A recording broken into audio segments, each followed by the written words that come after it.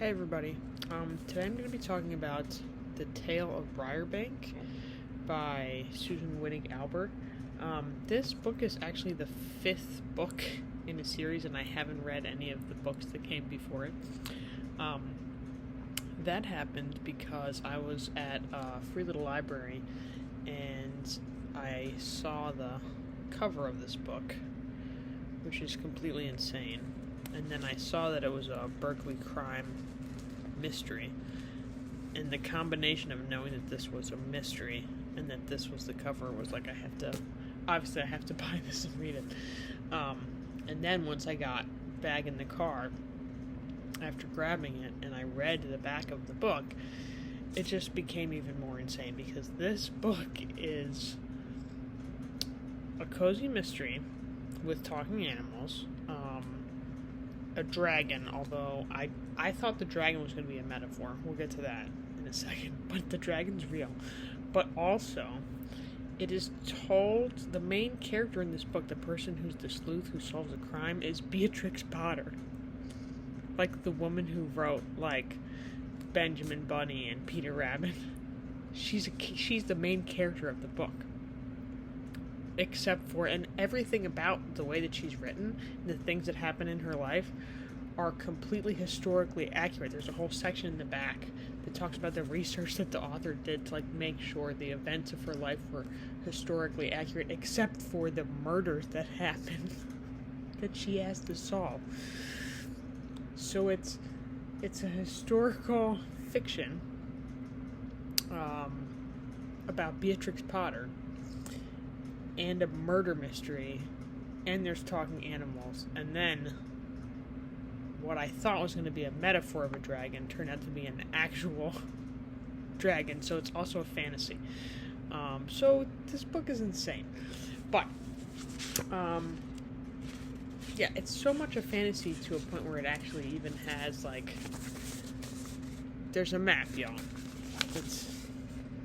We have it was up. It was the right way before. You got a map, you have a cast of characters because there's so many and it's hard to keep track of them. Like, it's like a fantasy. Crime, cozy mystery, historical fiction situation. Okay, so there's that. What even is this book? Okay. Here's what I'm going to say. This book, just bear with me, just trust me. This book, for the first half of the book, I really and truly believed in my heart of hearts that this was the greatest book that I had ever read, and that she was hands down the greatest writer to have ever lived on this earth. I actually wrote at some point in here, I don't know, I'll find it later, but at some point I literally wrote, is this the greatest thing I have ever read? That is the level of greatness of this book. And then about halfway through the book, it really just went completely off the rails to a point where it went from being my favorite thing that was completely masterful to being so bad that it was not even bad. I don't want to say it was so bad, but so insane that it was like watching like a B movie where you're just like, what? They're not going to do that. Are they going to do that? Oh my god, can they do that? That's kind of like where this book went about halfway through. So anyway, we'll talk about it. Let's talk about it. Let's start with all the great things that made me think this was so amazing. First of all, the writing. This woman can write her ass off. It's insane. I'll read two passages that really jumped out to me. This one's early on, just like setting, establishment. It's cold there. It's snowing. Okay, here we go. And since the temperature had dipped below freezing, the snow happily and quite rightly refused to melt as it fell, so that there was an amazing lot of it, draped and folded and tucked like a woolly white shawl over the rugged fells and moors and across the huddled shoulders of the quaint little village of near Sawry. That is beautiful and adorable. It's so sweet. I can't take it. So there's that. And then I'll also share another piece of writing. Hang on. Just so you get a sense of how it's written. Okay, so this part. For while most of us are called upon to prove quite a few things in the course of our lives, geometry theorems, or last wills and testaments, or a claim we have staked, or a bowl of yeast dough, or strength, or whether we truly love someone, or whether we actually were, when we were, or alleged to have committed some youthful indiscretion, I think we must admit that the difficulty of proving a dragon is almost as great as that of proving God or heaven or hell, or any of these other things we may believe in but have not actually seen. It's just the writing. It's amazing. Yeah. She's also very masterful in the way that the storytelling techniques. There's a bunch of characters in here. It can be easy to get them confused, and I have seen, especially with fantasy, very choppy ways of reminding people where it's almost too obvious that you're trying to remind the audience who this person is, or opposite problem, you just don't remind people at all and people are confused. She weaves it in perfectly, little gentle things, she'll just drop something about the person that was mentioned before, some piece of their clothing or something, and it will fit in perfectly. You're oh yes, that person, but without it seeming like she's telling you it's that person. I mean, she can really write her ass off. So that was very cool. Also, just the vibes, the coziness of this it can't be overstated. There's a very sweet badger that has, a tunnel system. I don't know, kind of like a really nice big house, basically, of tunnels. And who's always inviting other people over to dine with him. And every time that's described, it's so cute. I can't believe it. Let me read a couple of the extra cute vibes here. This is talking about his house, this badger's house called the Brockery. In addition, the Brockery offered a refuge to travelers passing through on their way to somewhere else, or those seeking refuge from a storm, as in the case of the trio of circus rats who had arrived the previous afternoon, wet through and in danger of losing their tails to frostbite. Most guests paid for their lodging in kind, with services or food or even entertainment, like the juggling act that the rats had put together after dinner. But Bosworth understood the obligations of a host and offered refuge and comfort even to animals whose pockets were empty. In this he was observing the third badger rule of thumb, generally thought of as the aiding and abetting rule. One must be as helpful to others as one can, for one never knows when one might require help oneself. It's adorable. It's also very much, taking from Wind in the Willows. Even though the badger in Wind in the Willows isn't that nice, he's a good host when he has to be. And his house was adorable. Another really cool bit of writing, they're talking about death and the differences between animals and humans. But animals understand better than humans, I fear, that this earth and the blue sky and the white clouds and the four seasons are all perfectly capable of going along on their cheerful, everyday way without the dear departed. It's just, she can write. Okay. Another insane and masterful thing that she does in this book, and you just have to trust me. This doesn't sound good, but you just have to trust me that it is good. She uses the second person a bunch of times in this book, and she speaks to you, the audience, and you as audience members have magical powers. You and her, the author, are able to go inside the book, jump from place to place, follow different people, right? So there'll be a part where you are listening to a conversation between two people. In the conversation, you'll get the information that you need from that conversation. and then they start talking about something unimportant to the plot.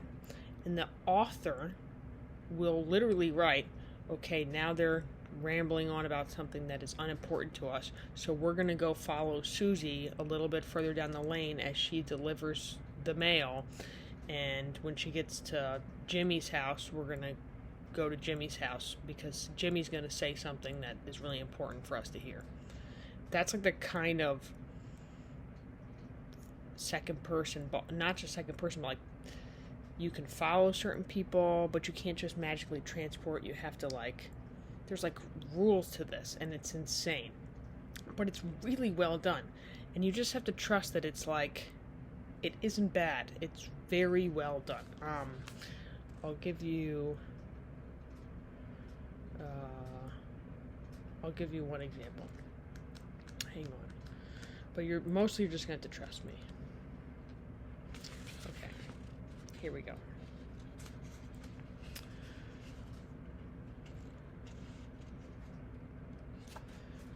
But Mathilda Crook has some information that is important to our story, so we shall follow her instead. This is the advantage of being invisible spectators, isn't it? We can follow people without saying hello or bidding goodbye, and without giving any offense at all. Sarah will never know that we have chosen to accompany Mathilda, and Mathilda, that greedy creature, will never know that we watched her gobble down one of those 6 irresistible buns before she got to the post office, where she is gone to purchase a stamp. And I mean, it's at that point she's explaining some of the rules to the audience, because really early on in the book, it's page 29 that happens. But then it just becomes part of the book, and it isn't weird. It doesn't make you feel weird when you're reading it. Even here, there's a part where she's establishing where we are. We're standing behind the penny postcard rack where we're not noticed. By the way, not only are we in the book, it seems like we could be discovered if we're not careful. We're always when we're listening in on a conversation, we're hiding behind something. It's wild. This book is wild. I don't know. This woman is insane. But she did such a good job. It blew me. I don't know. It blew me away. I was very bought in at this point in the book. Also, this causes cliffhangers to be extra great and frustrating, because there will be these parts where a very important part of the story is being told, but it's taking too long to be told, and she'll just be like, all right, it's taking too long, and we're going to miss this other important stuff that we need to know about. So we're just going to leave this conversation, even though it's getting to the good part, because I don't want to miss this other conversation, but it's cool. Trust me, we'll come back to this. That's like how she talks to you, and that's how she handles the cliffhangers. It's wild. Okay. She also, this book is great for people that have read Beatrix Potter and like really love her writing, because she speaks to her readers like Beatrix Potter speaks to her readers. And it's kind of condescending, but in this way that is super endearing at the same time. Somehow it works. So at this point, she's trying to explain to the audience that that Beatrix Potter, the character, is supposed to be taking care of her parents. That it's expected of her that she's going to spend her life as a spinster, basically taking care of her parents.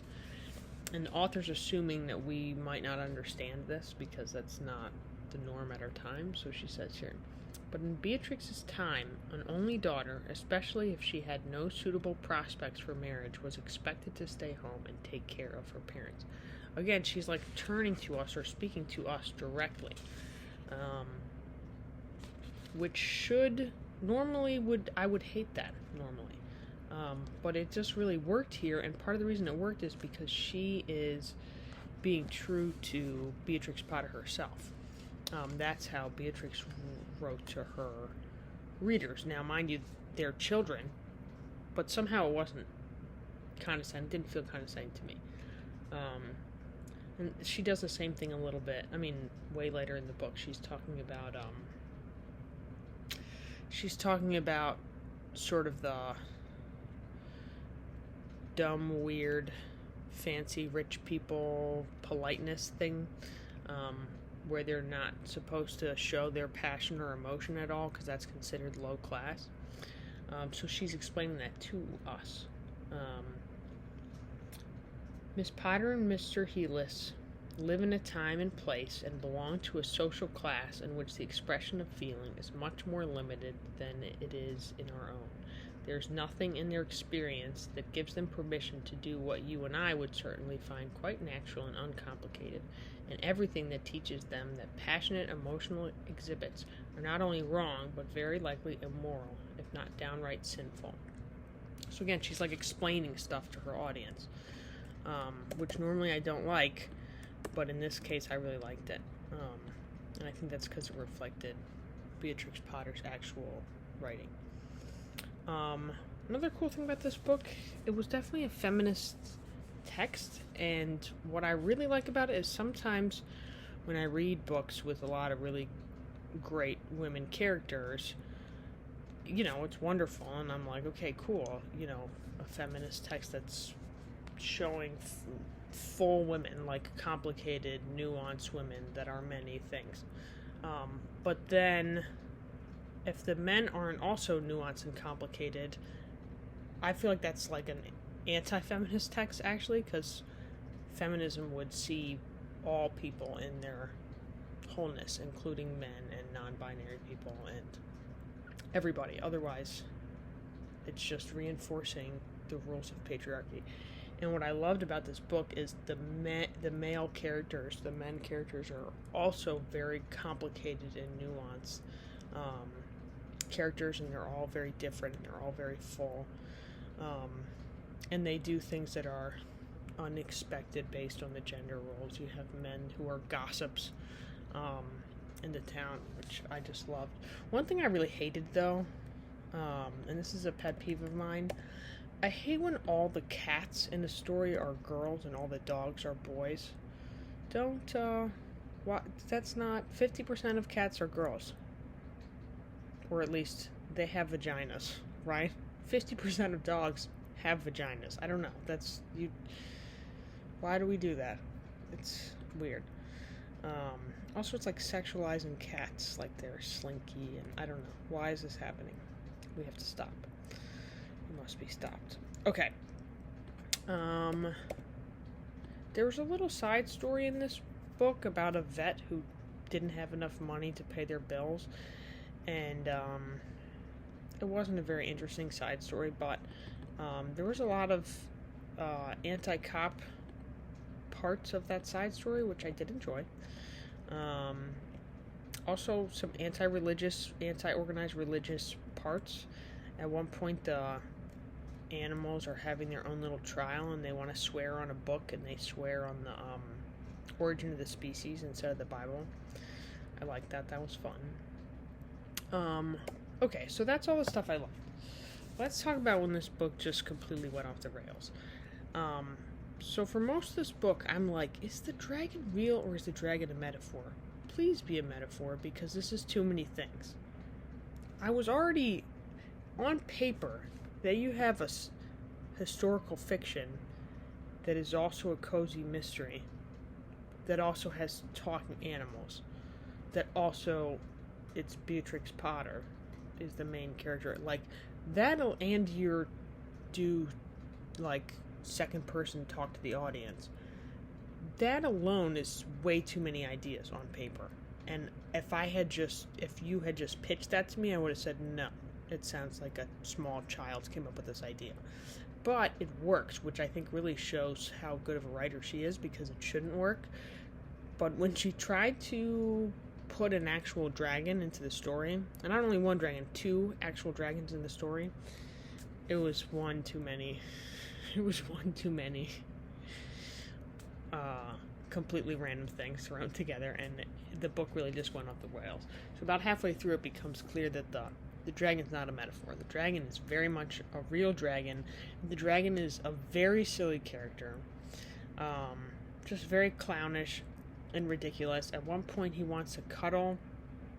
It's very strange. He's like asking the badger to cuddle him, and he speaks in this weird, cutesy voice. It's very strange. And also, he has pockets under his scales. Like, what is going on? What is going on? It says here, he flipped up a scale and fished with one claw in a pocket, pulling out a piece of ragged parchment. What? Like, the other animals are wearing clothes, right? So, like, oh, I understand when he talks about their pockets, right? He's a naked dragon. He's got a pocket under his skin. What is going on? I literally wrote in the book, I was like, what is going on? I don't know. Yeah, so the dragon situation, it went from being what I thought was the most masterful book I had written to being like, I have no idea what's going on. This is so wild. Also, okay, something I really hated. There was no actual... Okay, wait. I just started to spoil it. Spoilers coming.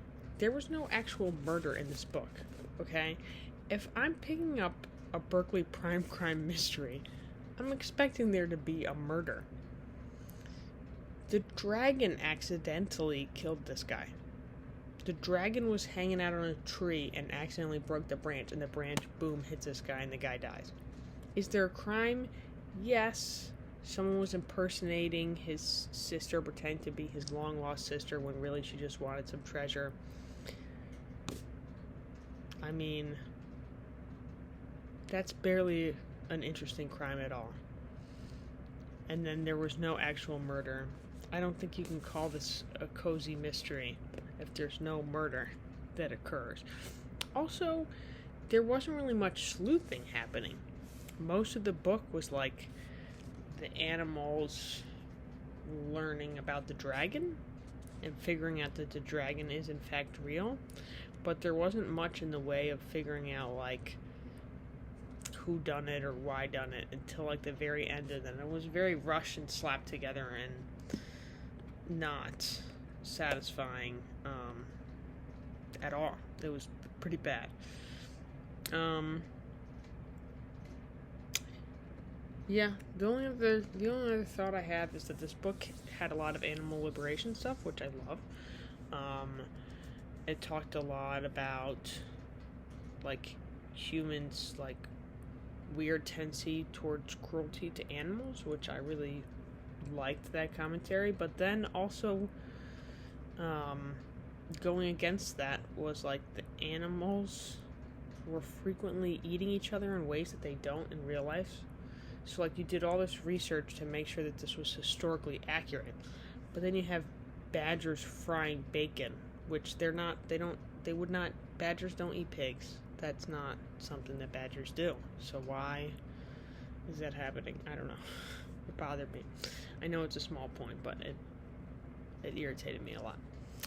I think that's it. I would say that you should still definitely read this, and I'm going to read all 4 books that came before it, because I don't know. I have no idea what could happen. I don't know. This woman can really write, though, and also she's got some very wild ideas. Alright. Bye, everybody.